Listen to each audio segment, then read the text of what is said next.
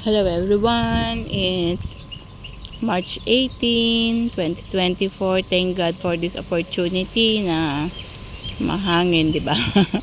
Sinama tayo ng ating amo dito ulit sa rancho.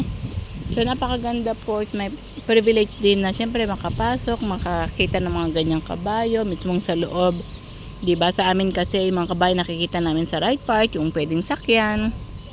Di ba? Yung talagang yung ginagawang business, no?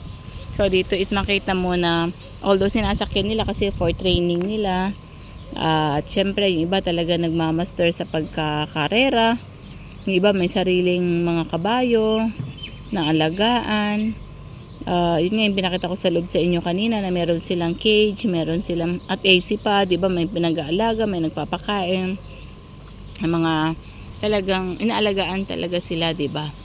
So, thank God also this for opportunity na ganito na nakikita nyo. God is good, no? Talagang napakabuti ng ating Panginoon sa lahat ng bagay po.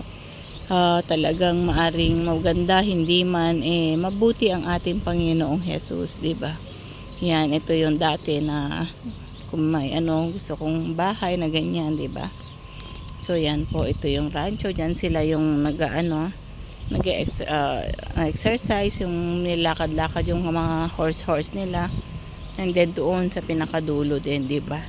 Doon yung pinakamalaking nila. So yan yung may share ko po sa araw na ito, and yun, God is good.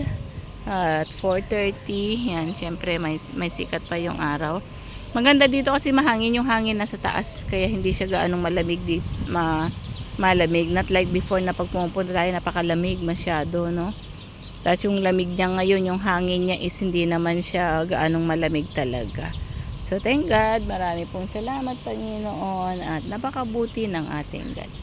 So yan, one more na ating yan, okay?